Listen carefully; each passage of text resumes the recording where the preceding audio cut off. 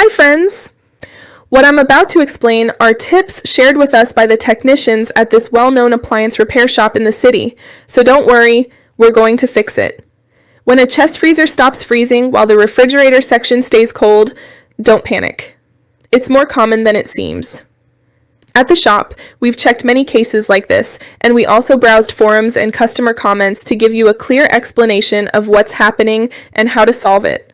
When customers come in, many say, "The fridge cools perfectly, but the freezer isn't freezing at all. What could be going on?"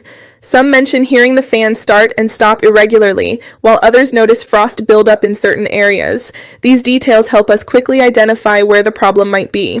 That's why the first thing we check is the evaporator fan, which moves cold air between the freezer and the fridge. When it gets blocked by ice or the motor fails, air stops circulating and the freezer stops cooling. One customer told us, "I removed some of the ice buildup and the fan started moving again. The freezer cooled back down." As one technician in the shop says, if the fan isn't spinning, the cold air won't reach the freezer. Often, just cleaning the frost and checking the motor fixes it. We also evaluate the automatic defrost system, which includes the defrost heater, timer, and thermostat. When any of these fail, the evaporator can freeze too much and block airflow.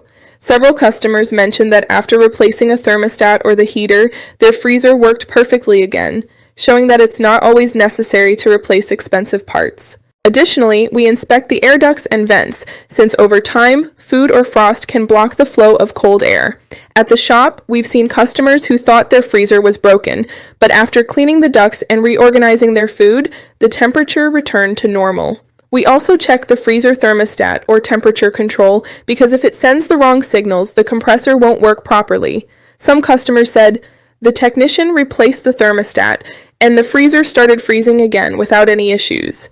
This shows that sometimes a single simple component is all that's causing the problem. Finally, in less common cases, we inspect the compressor and the electronic control board. When the fan, defrost system, ducts, and thermostat are all fine, it could be that the compressor isn't delivering enough cold to the evaporator, or the board isn't sending the correct signal. Brand technical bulletins always advise checking the fan, sensors, and ducts first before considering more costly replacements.